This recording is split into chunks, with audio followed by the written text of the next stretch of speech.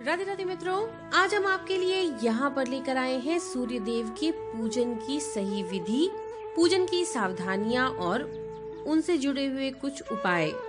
दोस्तों, अगर आप जीवन में सफलता चाहते हैं और आप चाहते हैं कि आपका भाग्य भी सूर्यदेव की तरह चमकने लगे, तो इसके लिए सूर्यदेव की उपासना बहुत जरूरी होता है। जहां एक ओर सूर्यदेव की उपासना करने से सभी प्रकार के रोग दूर होते हैं, वहीं दूसरी ओर सफलता भी आपके कदम चूमती है।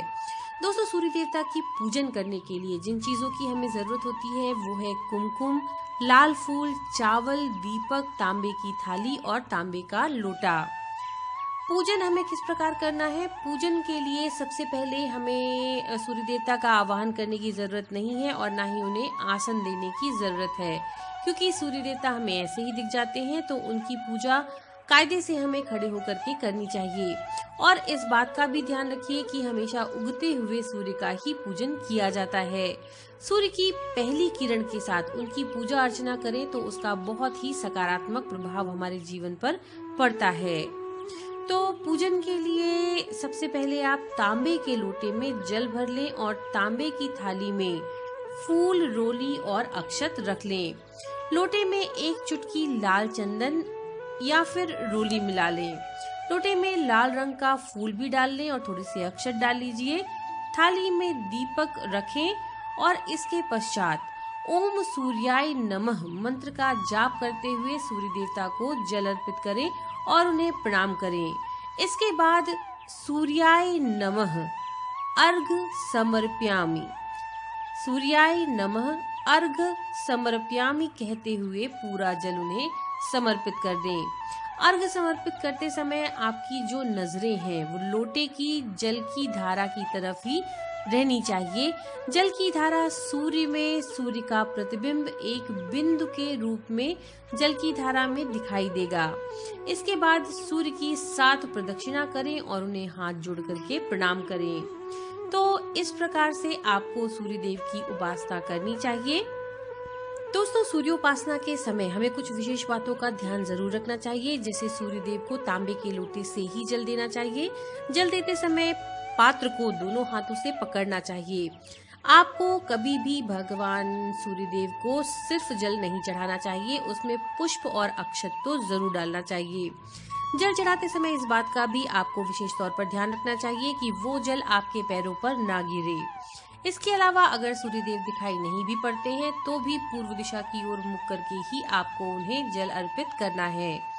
जल चढ़ाते समय पूरी श्रद्धा और सही तरीके से गायत्री मंत्र या फिर सूर्यदेव के किसी भी मंत्र का आपको जाप करना है। रविवार के दिन तेल और नमक के खाने से परहेज करना है और कोशिश यही कीजिए कि रविवार के दिन सिर्फ एक ही बार भोजन ग्रहण करें। नवग्रह मंदिर में सूर्यदेव को लाल चंदन का लेप, कुमकुम और चमेली और कनेर के फूल अर्पित कीजिए। इससे सूर्यदेव जल्दी प्रसन्न होते हैं और 9 ग्रहों से जुड़ी हुई जो भी समस्याएं आपके जीवन में हैं वो दूर होती हैं। दोस्तों, अगर किसी भी जातक की कुंडली में सूर्य का अशुभ प्रभाव है या फिर गोचर के कारण जीवन में आपके अशुभ प्रभाव आ रहा है, तो उन परिस्थितियों में हमें कुछ विशेष उपाय जरूर करने चाहिए। अगर किसी जातक की कुंडली में सूर्य अशुभ प्रभाव दे रहा है तो बहुत आसान सा उपाय है कि रविवार के दिन आप सूर्य देव का पूजन करें पूरे विधि विधान के साथ और रविवार का व्रत रखें। रविवार के दिन सूर्यदेव की खास पूजा और व्रत करने से सूर्यदेव प्रसन्न होकर के सभी दुखों को दूर करते हैं और उसके साथ ही साथ उपासक को अच्छा स्वास्थ्य भी प्रदान करते हैं। इसके अतिरिक्त अगर आप सूर्य से पीड़ित हैं तो मुलहठी, केसर, इलायची, खस और लाल रंग के पुष्प जल में मिलाकर के स्नान जरूर किया कीजिए। इससे आपको बहुत जल्दी लाभ मिलेगा।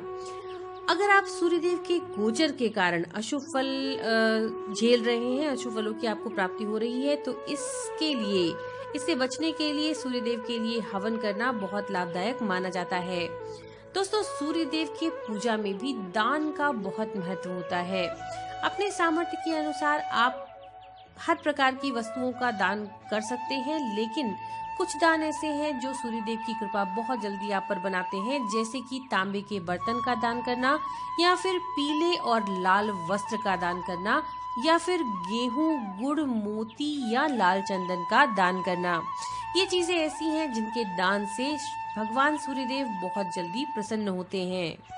तो ये थी सूर्योपासना से जुड़ी हुई सभी जानकारियाँ। हम आशा करते हैं ये जानकारी आपके लिए उपयोगी होगी। नमो नारायण।